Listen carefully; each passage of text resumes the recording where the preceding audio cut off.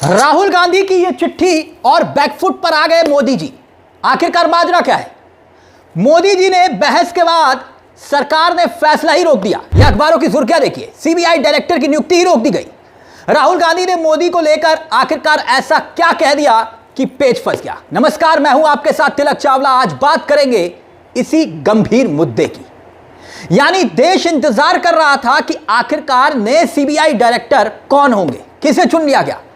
बकायदा नए CBI director की नियुक्ति के लिए उसके चयन को लेकर एक बहुत हाई प्रोफाइल मीटिंग हुई प्रधानमंत्री के आवास पर, जिसमें खुद chief justice of India CGI मौजूद थे, राहुल गांधी मौजूद थे। क्योंकि सीबीआई डायरेक्टर का जो चयन प्रक्रिया है, उसकी चयन प्रक्रिया ईडी वाली चयन प्रक्रिया की तरह नहीं है, अलग है। उस कमेटी का हिस्सा, जो कि सीबीआई डायरेक्टर की कमेटी का हिस्सा PM, chief justice of India, और उसके बाद एलओपी यानी कि राहुल गांधी जो कि नेता विपक्ष है, चीफ जस्टिस यानी कि सूर्यकांत। अब ऐसे में बैठक हुई और करीब 1 घंटे तक बैठक चली। राहुल गांधी ने मोदी जी को उस बैठक में घेर लिया और बकायदा बाहर आकर कैसे प्रधानमंत्री को बता दिया कि वो एलओपी यानी कि नेता प्रतिपक्ष है, कोई रबर स्टैंप नहीं है। देखिए, बकायदा राहुल गांधी ने लिखा था कि भाई मैं रबर स्टैंप नहीं हूं आपकी। बकायदा चिट्ठी लिखकर राहुल गांधी ने यह बात कही। और जब यह खबर आई कि राहुल गांधी ने विरोध दर्ज करवाया है, इस चयन प्रक्रिया की जो निष्पक्षता है उस पर सवाल उठा दिए और इस पूरे मुद्दे को लेकर तुरंत सरकार ने यू टर्न ले लिया। जब राहुल गांधी ने ऐलान किया, जानते क्या, नए सीबीआई डायरेक्टर के चयन को लेकर जो मीटिंग हुई थी, जिसमें एलओपी बाहर निकले, विरोध दर्ज करवाया, उस खबर के आने के बाद सरकार ने फिलहाल के लिए यह जो प्रक्रिया है उसको टाल दिया। यानी जो इस वक्त सीबीआई के डायरेक्टर मौजूदा वक्त में हैं, प्रवीण सूद, जो एक्सटेंशन पर है, उन्हीं को ही 1 साल का और कार्यकाल दे दिया। और राहुल गांधी के विरोध के बाद सरकार के इसी फैसले पर अब उंगलियां भी उठ रही हैं। और क्यों उंगलियां उठेंगी? वाजिब सी बात है, सवाल खड़े होंगे। मगर मामला क्या है, उन उंगलियां क्यों उठ रही हैं उस पर हम आए। मगर मामला है क्या, पर्दे के पीछे क्या हुआ, सबसे पहले वो जान लीजिए और फिर उसके बाद क्यों उंगलियां उठ रही हैं उस पर आएंगे। पिछले 24 घंटे में यह मामला काफी चर्चाओं में है। क्यों? क्योंकि राहुल गांधी ने क्या बोला उस मीटिंग के बाहर आकर, वो सब कुछ उन्होंने खुद इस चिट्ठी में शेयर किया जिसे आप देख रहे हैं, इस चिट्ठी में। और जो सबसे बड़ी बात इस चिट्ठी में लिखी थी वो ये कि भाई जितने भी कैंडिडेट्स हैं उनका आप 360 डिग्री प्रोफाइल दीजिए। यानी कि ये तो पता हो कि उनकी हिस्ट्री क्या है, ज्योग्राफी क्या है, मतलब हम किसको नियुक्त कर रहे हैं, आप उनका 360 डिग्री का पूरा बैकग्राउंड दीजिए।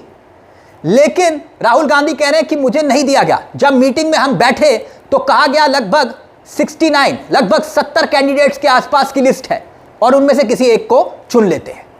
अब राहुल गांधी कह रहे हैं कि भाई ये कैसे संभव हो सकता है कि मीटिंग में आप लगभग 69 नाम रख रहे हैं और उनमें से कह रहे हैं कि एक नाम को चुन लो। ये कैसे संभव हो सकता है कि हम किसी को जानते नहीं, पहचानते नहीं, हम उसका पिछला इतिहास नहीं जानते, हम कैसे उसकी नियुक्ति कर दें। और राहुल गांधी ने यही बात लिखते हुए विरोध दर्ज करवा दिया कि मैं आपका रबर स्टैंप नहीं हूं। और अब उसके बाद यह खबर आई कि सरकार ने मौजूदा सीबीआई डायरेक्टर को 1 साल का कार्यकाल और बढ़ा दिया। यानी हैरानी की बात यह है कि जो प्रवीण सूद सीबीआई के डायरेक्टर के तौर पर 25 मई 2023 को कार्यभार उन्होंने संभाला था। कब? 25 मई 2023 को, आप देख सकते हैं। और कार्यकाल 2 साल का था। 2025 में कार्यकाल खत्म हो चुका है, मगर फिर 1 साल का एक्सटेंशन दिया गया। एक्सटेंशन की सरकार, एक्सटेंशन के सीबीआई डायरेक्टर, और इस साल के अंत तक इनका कार्यकाल खत्म। और ऐसे में नए सीबीआई डायरेक्टर को नियुक्त होना था और उसमें जब विवाद हुआ तो फिर से 1 साल का एक्सटेंशन दे दिया गया। यानी यूं समझिए कि आपको याद होगा कि जब बीजेपी अपना अध्यक्ष नहीं चयन कर पा रही थी तो एक्सटेंशन पर एक्सटेंशन जो है जेपी नड्डा को मिल रहा था। लेकिन यहां तो सीबीआई डायरेक्टर की कुर्सी का सवाल है साहब, और सीबीआई डायरेक्टर की नियुक्ति नहीं होना कई सवाल खड़े करती है। प्रवीण सिंह तो पहले से ही एक्सटेंशन पर है, अब उनको 1 साल का और एक्सटेंशन मिल गया। तो सवाल सबसे बड़ा यही खड़ा होता है कि सरकार के पास क्या कोई अच्छे कैंडिडेट्स की कमी थी।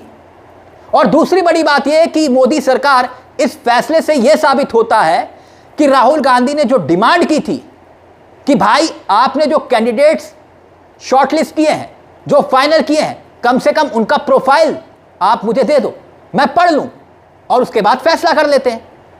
तो सवाल यह कि क्या राहुल गांधी की यह मांग कोई अस्वाभाविक मांग थी जो पूरी नहीं की जा सकती थी? यानी आप किसी को कह रहे हो कि आप इनका चयन कर लो और आप उनके बारे में कुछ जानते नहीं हैं और ना ही कोई जानकारी देने को तैयार है। अब कैसे पता चलेगा कि भाई कौन सीबीआई के पद के डायरेक्टर के लायक है और कौन नहीं है? और सवाल यही है ना कि विपक्ष ने ऐसी कौन सी नाजायज मांग कर ली थी जिसको मोदी जी मान नहीं सकते थे? सरकार ने मौजूदा डायरेक्टर जो कि पहले से एक्सटेंशन पर है, उनको 1 साल का एक्सटेंशन देकर अब एक और सवाल खड़ा कर दिया कि जिन कैंडिडेट्स की लिस्ट राहुल गांधी ने मांगी थी, आखिरकार मोदी सरकार क्या छिपाना चाह रही थी? विपक्ष पहले से ही सरकार पर निष्पक्ष ना होने के आरोप लगा चुका है, ट्रांसपेरेंसी की कमी के आरोप लगा चुका है, वो तो है ही नहीं। अब ऐसे में जो नियुक्ति हो रही है, क्योंकि ईडी की नियुक्ति क्या होती है, मोदी जी बैठ गए, उनके साथ एक कैबिनेट मंत्री या तो अमित शाह जी बैठ गए और फिर नेता प्रतिपक्ष 3:2 हो गई नियुक्ति। भाई हमारी मर्जी, हमने चुनाव आयोग चुन लिया, जैसे कि ज्ञानेश कुमार। लेकिन यहां सीबीआई डायरेक्टर की नियुक्ति में पेच यह है कि चीफ जस्टिस ऑफ इंडिया इसमें शामिल है। नेता प्रतिपक्ष खुलकर विरोध जता देते हैं। तो ऐसी स्थिति में मोदी जी फैसला नहीं ले पा रहे, अपनी मर्जी के पसंद के सीबीआई डायरेक्टर की नियुक्ति नहीं कर पा रहे। और यही सवाल बार बार खड़े हो रहे हैं कि आप सीबीआई डायरेक्टर जैसी संस्था, जिस पर आप देखेंगे तो कई ज्यादा जिम्मेदारियां हैं, आप ऐसी संस्था के जो डायरेक्टर हैं उनकी नियुक्ति एक्सटेंशन के बेस पर कैसे कर सकते हैं? खैर मोदी है तो मुमकिन है, यह बात ठीक है, लेकिन यह फैसला कई सवाल खड़े कर रहा है कि भाई डेट खत्म हो गई, फिर से बैठक होगी।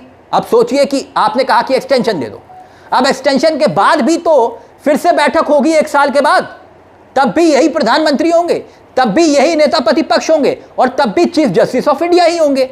हाँ, यह हो सकता है कि नया कानून इस दरमियान सरकार ले आए और चीफ जस्टिस ऑफ इंडिया को हटा दे उसमें से, जैसे कि ज्ञानेश कुमार जी की नियुक्ति को लेकर हुआ था।